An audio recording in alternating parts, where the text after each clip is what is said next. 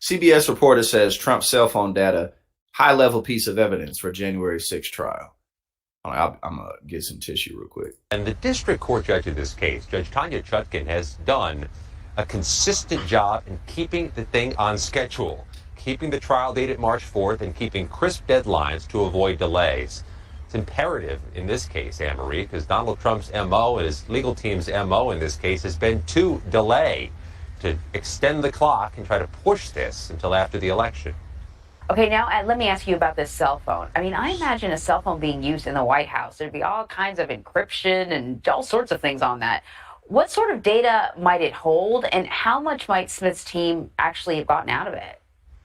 You know, one of the top investigators for the House January 6th Select Committee, the former Virginia Congressman Denver Riggleman, has said the data in the phones is the holy grail of the evidence the committee reviewed and that the Department of Justice and special counsel now have.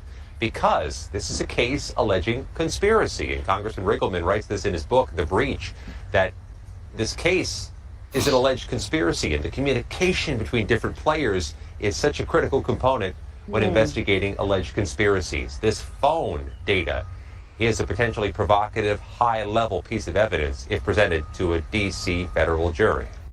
I mean, even before you have stuff like this, like all this, mountains and mountains of evidence against Trump. I mean, the public has already heard the dude on the phone, give me 11,780 votes.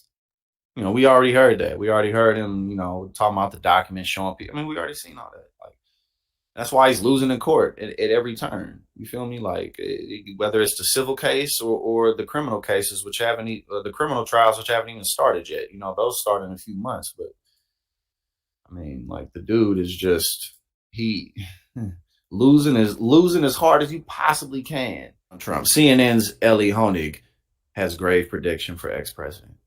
Mr. Trump was supposed to testify in his New York trial today.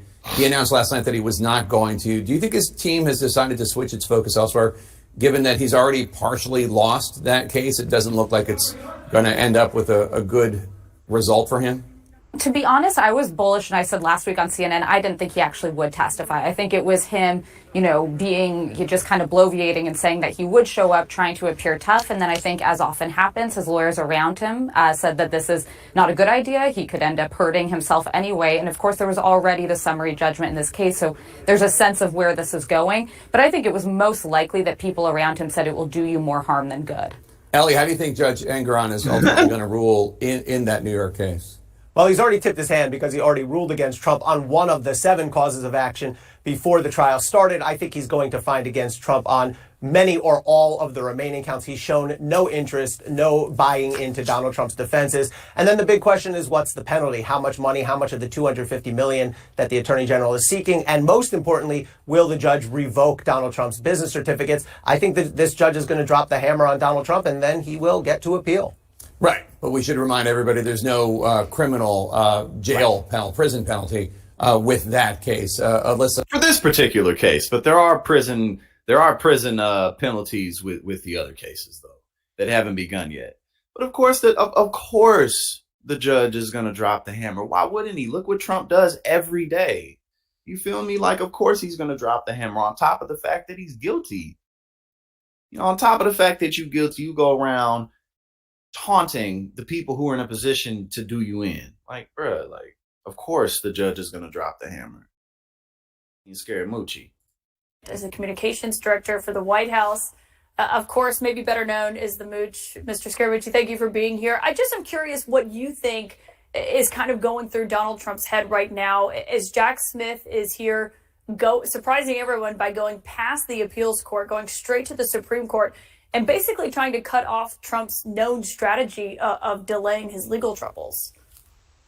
Well, listen, I think it's a brilliant move by Jack, but if you really want to get inside the president's mind, he's very, very worried. You've got 91 counts, 4 big indictments.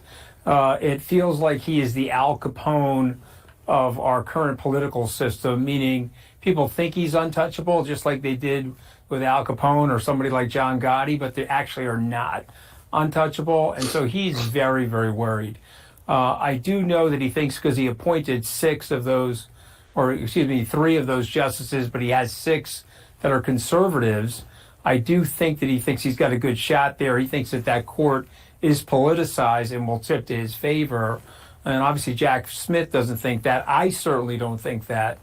And I think it's a great strategy, Caitlin. We'll have to see what happens, but I think the president is very worried. Yeah, whether or Yes, not he's definitely very worried. The Mooch. We got the Mooch. They will consider it. So it's game on, and that's a good thing. That shows the Supreme Court takes this matter seriously and wants Trump's trial in D.C. to actually be heard before the election. Okay, so this is a very big. Then I think we need to put the big breaking news banner is the Supreme Court will hear this. They are asking Donald Trump to respond, to file a written response.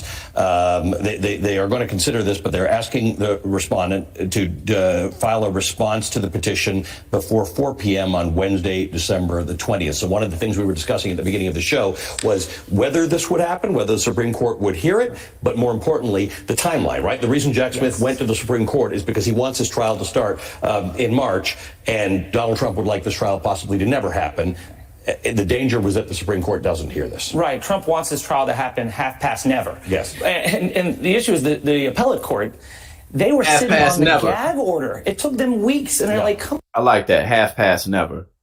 I'm pretty sure I've heard that before, but I think that's a nice phrase. On. And so Jack Smith saw the writing on the wall and said, hey, Supreme Court, you're going to get this case anyways. Yeah. Do it now. And the Supreme Court, just like they did in 1974, U.S. v. Nixon, decided to intervene. Okay, so the news here is not that a decision has been made. It's that the Jack Smith's motion to consider whether or not Donald Trump enjoys immunity from certain prosecution by virtue of being president, they are prepared to consider it, and they are asking Donald Trump for a response, or Donald Trump's lawyers for a response by 4 p.m. ET on Wednesday, December the 20th. Big news. We'll tell you more about it on the other side. Ruth Ben-Ghiat, David Ehrenberg, and